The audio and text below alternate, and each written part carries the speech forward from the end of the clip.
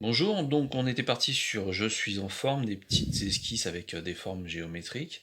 Donc là maintenant on va passer à un autre système, c'est-à-dire que ces formes géométriques, on va les rendre un petit peu plus réalistes. Donc là par exemple, j'avais fait le même dessin que vous. Pour le dessin numéro 4, je vais le reporter et devrait donner là, par exemple sur le numéro 3, j'avais fait un petit truc un peu bizarre comme ça, et je vais essayer de le rendre plus réaliste en transformant, souvent en arrondissant ou en ajoutant des détails. Alors je vais essayer de le faire en direct avec vous pour que vous voyez comment ça fonctionne. Donc j'ai reproduit les formes géométriques. Bien sûr, ces formes géométriques ne vont pas rester comme ça. Je vais donc les transformer maintenant. Donc j'ai plus besoin de mon esquisse puisque j'ai reporté la forme et je vais me concentrer sur le dessin en essayant de le rendre plus réaliste. C'est-à-dire par exemple, je vais essayer d'intégrer les cheveux. On verra, peut-être que je vais avoir l'obligation d'utiliser la gomme, certainement, de façon d'effacer ce qui est en trop et d'insister sur ce qui manque. Alors j'hésite pas à rajouter des détails ou à transformer. Par exemple, là, le nez carré, je vais peut-être garder la forme générale, mais peut-être oublier de le fermer de façon à ce que ça soit un peu plus réaliste.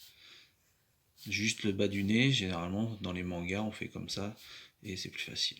Vous voyez, par exemple, ce triangle, je vais garder un peu la forme triangulaire, mais de manière aussi à le rendre plus réaliste, je vais arrondir tout ça de façon à ce que ça soit plus ressemblant. Je n'hésite pas à ajouter des petits détails, comme par exemple l'iris. L'iris, donc c'est la partie colorée de l'œil, j'ai bien gardé la pupille, et petit à petit, je vais avancer mon dessin de façon à le rendre de plus en plus réaliste.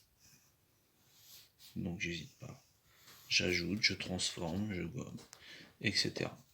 Une fois que j'ai fait ça, si je suis satisfait des traits que j'ai pu réaliser, je peux les repasser dans un dernier temps avec un stylo ou un petit feutre noir.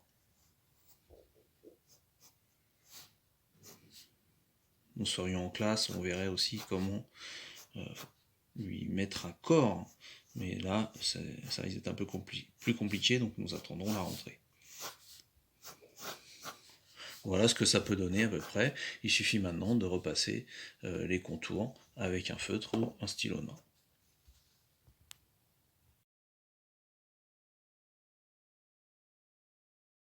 Donc voilà ce que pourrait devenir notre petit personnage en forme géométrique en le rendant un tout petit peu plus réaliste. Donc à vous de vous amuser. N'oubliez pas vos deux outils, le crayon et aussi la gomme pour enlever tout ce qui ne vous sert plus à rien.